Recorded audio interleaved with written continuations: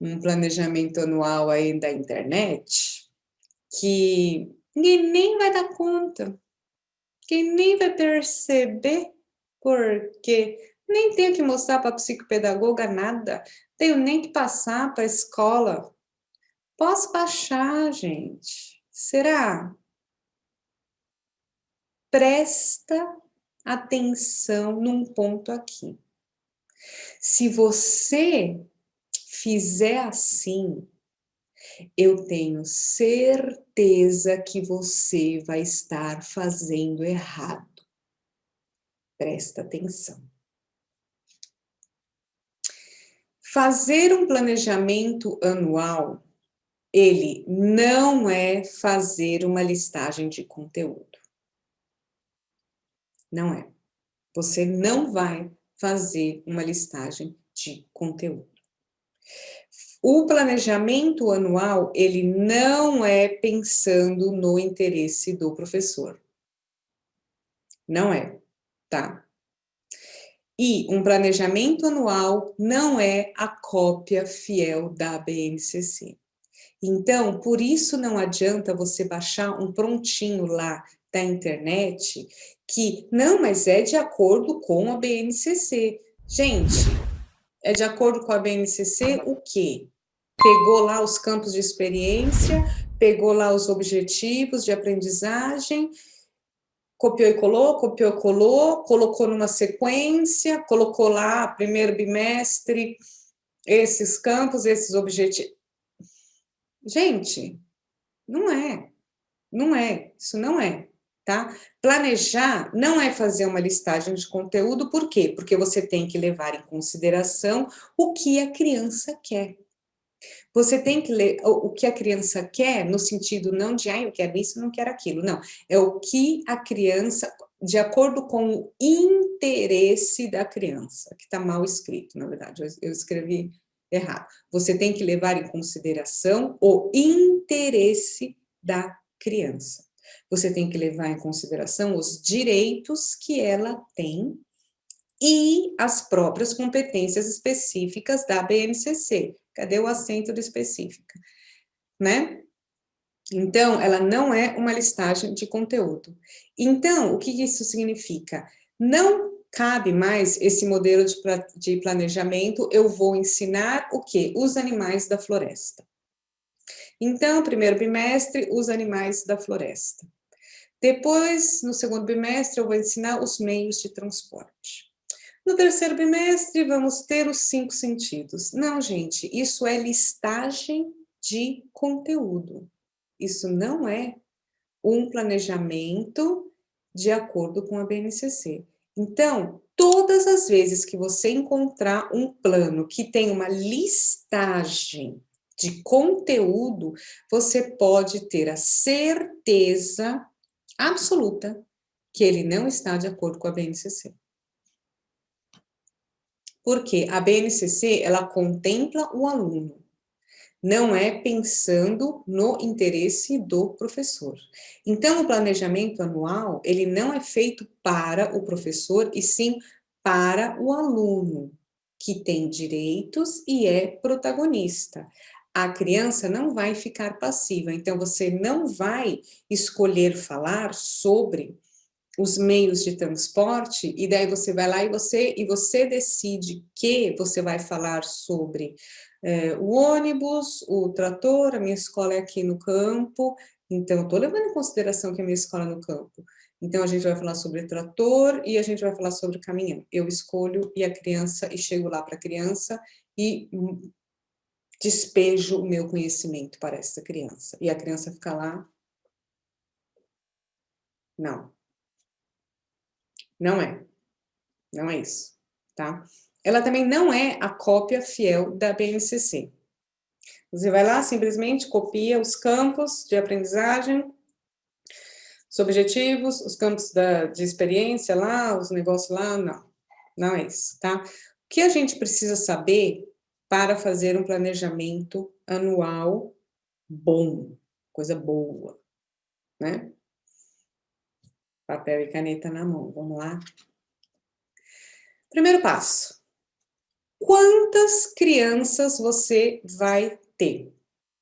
Quantas crianças vai ter na sua sala de aula? 5, 10, 15, 30, quantas? Qual a idade dos seus alunos?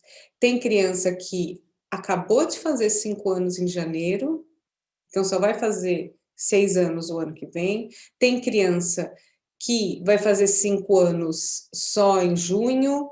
Como é que é? Qual a idade desses seus alunos? Elas têm 5, elas têm 4, elas têm 3. E quem é essa criança? O que que você já sabe dessa criança? Ela é filha de mãe solteira, tem lá no formulário, né? Ela tem quantos irmãos? Ela mora com quem? Ela mora perto da escola? Ela mora longe da escola? Quem é esta criança? E por que você vai fazer isso? Porque esta criança, ela é o centro do nosso planejamento. Então, esse é o primeiro passo. Segundo passo, a escola. Como que é a sua escola? Então, você começa a pensar na sua cabeça o que que você tem já de estrutura de planejamento que a sua coordenação te trouxe, né? Porque a sua coordenação ela te traz e a Secretaria da Educação traz. Então, você já tem isso, duas coisas. Quem são essas crianças? O que que a coordenação espera de mim? Qual é o espaço físico dessa escola? O que que eu tenho nessa instituição que eu trabalho? Tem jardim? Tem biblioteca? Tem parquinho? Tem cantina? Não tem cantina? Como é que é essa estrutura física? Tá entendendo por que que não dá para fazer um planejamento anual sério, de qualidade, sem saber quem são essas crianças? Que não dá para você simplesmente baixar na internet um prontinho para você? Não tem como, gente. Cada escola é uma escola. Sua escola tem banho, não tem banho? Passa o dia inteiro. Como é que é? Escola particular, escola privada, particular, privada, pública? Não dá para baixar. Você vai ter que pensar e você vai ter que refletir. Agora, se você quer ser um professor valorizado e reconhecido, você tem que pensar e você tem que refletir, né? Isso é óbvio, né? Bom, o terceiro passo é você sempre pensar que o planejamento, ele é flexível. Ele não é, eu vou fazer isso, acabou e pronto. Não, ele é flexível, porque você tem que adaptar de acordo com seus alunos. Então, partindo dessa questão de que a criança, ela é o centro do nosso planejamento, e que o planejamento anual não é uma cópia da BNCC, e que você, professor, já listou o espaço físico, sabe quem são essas crianças, já viu o que é, qual a estrutura, o que a coordenação e a Secretaria da Educação te traz, a gente vai partir para o planejamento anual flexível, entendeu? Então, vai ter um planejamento anual, mas ele vai ser flexível, porque você ainda não conhece as necessidades das suas crianças e os interesses dela. Você vai conhecer isso lá na hora. Então, o que que você vai fazer? Você vai pegar a sua BNCC, aquela que eu espero que você já tenha baixado, ou que você tenha, talvez você tenha ganho da sua própria escola, ou que você baixou e você tem lá no seu caderninho, porque pode ser que a sua escola nem seja uma escola tão boa assim, mas que você quer o quê? Se mandar dessa escola, né? Porque você quer trabalhar no lugar que corresponda a você, professor, que gera valor. Então, você não ficou esperando que a sua escola te deu, ah, mas a minha escola não me deu. Vai lá, pega para você, porque isso é para você como profissional, bom profissional. Então, vamos lá, pega lá. Então, lá na base, está escrito no campo de experiências, por exemplo, agora eu vou dar um exemplo um exemplo concreto. Então, a gente tem corpo, gesto e movimento, a gente tem no objetivo de aprendizagem e educação infantil 03, corpo, gesto e movimento 04, Adotar hábitos de autocuidado relacionados à higiene, alimentação, conforto e aparência. Tá, eu vou escolher aqui, então, a vivência da alimentação, revelar interesse por uma alimentação saudável, experimentando novos sabores. Então, é isso que eu vou fazer, por exemplo, no segundo bimestre. Então, eu escolhi que vai ser isso. Agora, eu vou fazer essa aula aonde? Lembra que eu falei que você tinha que saber qual é a sua estrutura? Tem cantina? Eu posso usar? Vou fazer na minha sala de aula? Não tem onde fazer. Eu vou fazer na minha sala de aula. Minha escola não tem cantina. Eu faço na minha sala de aula. Então, eu já sei, eu vou fazer na minha sala de aula. Agora, é imprescindível que você pense no espaço dentro da escola e que também a gente pode e deve ir além do espaço da escola. Então, eu decidi que eu vou fazer essa atividade dentro da minha sala de aula, mas que perto da minha escola tem um supermercado. Pode ser que perto da sua escola tenha uma feira, pode ser que tenha uma quitanda, essas coisas de hortaliça. Onde que você vai? Qual é o outro lugar da escola que você vai fazer? Ou pode ser, então, que de repente vocês vão fazer dentro da sala de aula, mas que depois vocês vão fazer um piquenique na pracinha. Pode ser também. Então, você já anotou isso também. Agora, você pensa nos espaços que vai levar essa criança para que elas explorem e conheçam. Então, você já fez esse mapeamento, você conhece os espaços que vai utilizar, as estruturas físicas, tanto dentro quanto fora da escola, e os recursos que eu tenho para isso. Eu tenho recurso financeiro? A gente tem dinheiro para comprar as frutas e as verduras? Quer dizer, eu não sei, eu vou fazer uma salada de fruta, a gente tem dinheiro para comprar essas frutas? A gente tem que, por exemplo, vai no supermercado, o supermercado é longe, entendeu? Daí você também precisa de alguém para te ajudar nesse dia a cortar. Quem que você vai chamar? Quais são os recursos humanos que você vai chamar? Você tem uma secretária, ai não, como é que chama? Assistente de sala, você vai chamar uma mãe, um pai, como é que é? Então, você já pensou nessa estrutura. Então, você está formando todo um esqueleto da sua atividade. Então, é isso que você vai fazer. Você fez um esqueleto. Você fez o quê? Um geral.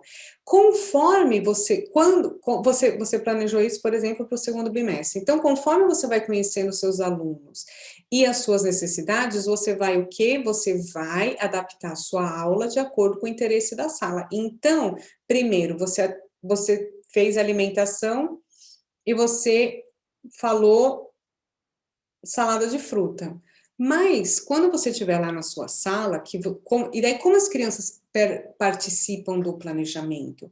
Você vai falar que a gente vai trabalhar, agora o nosso tema é cuidados com alimentação.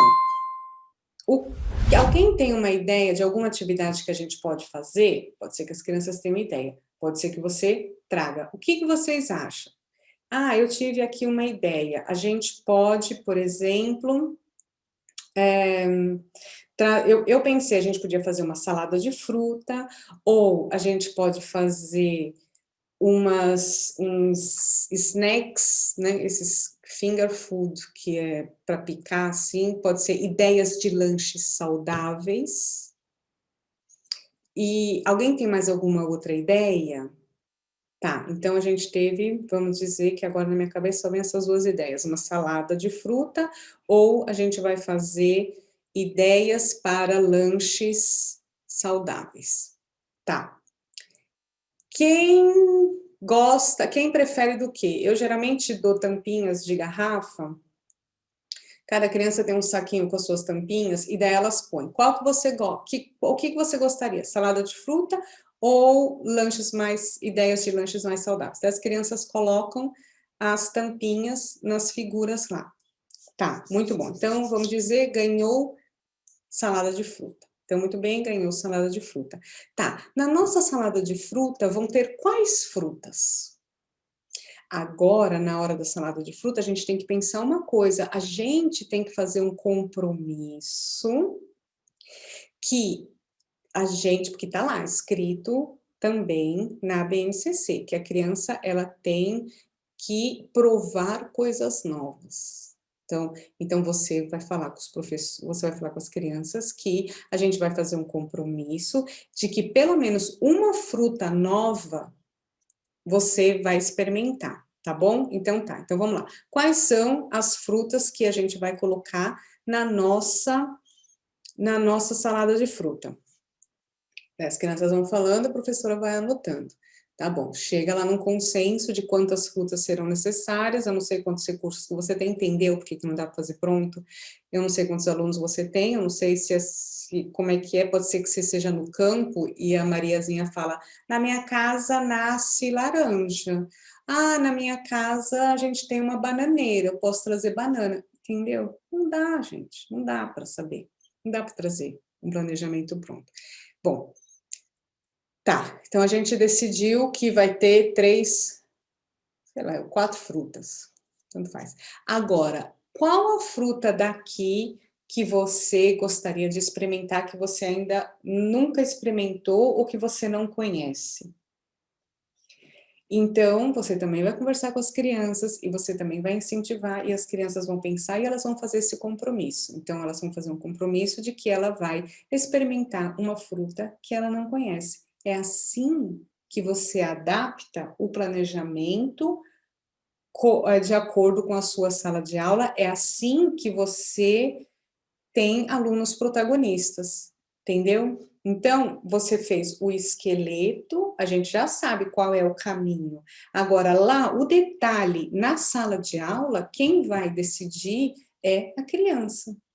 Entendeu? Que todo mundo ali deu opinião, porque nesse momento, aquela criança que tinha escolhido fazer o snack, o lanche saudável, ela pode estar muito puta da vida dela, porque o que ela quis não foi o escolhido, entendeu? Só que daí, isso a gente já trabalhou lá no primeiro bimestre, a gente já trabalhou as emoções, a gente já trabalhou quais são as emoções primárias, as crianças já sabem, então as crianças, você já treinou se regular, o que perder, quais são sentir raiva é ok, mas o que não é ok, como você reage, entendeu? É um processo, quem pensou em tudo isso foi você.